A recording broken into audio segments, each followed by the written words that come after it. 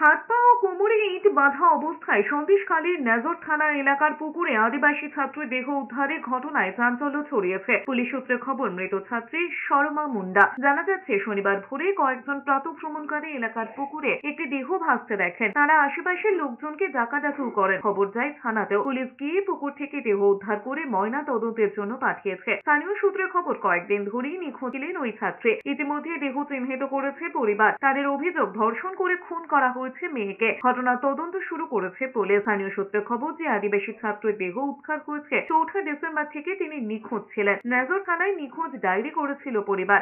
শনিবার ভোরে নেজর থানার ঘোষপুর এলাকার একটি পুকুরে দেহ উদ্ধার হয়। দেহটি যে ওই নিখোঁজ ছাত্রের তা নিশ্চিত করেছে তার পরিবার। প্রত্যক্ষদর্শীরা জানাচ্ছেন, দেহ যখন তোলা হয় তখন হাত পা বাঁধা অবস্থায় ছিল। মৃতার কোমরেও একটি ইট বাঁধা ছিল। ঘটনায় তদন্তে নেমে পুলিশ মৃত ছাত্রের কল লিস্ট খতিয়ে দেখেছে। একই সঙ্গে ওই ছাত্রের ঘনিষ্ঠদের জেরা করে তার সম্পর্কে বিস্তারিত জানার চেষ্টা করছে।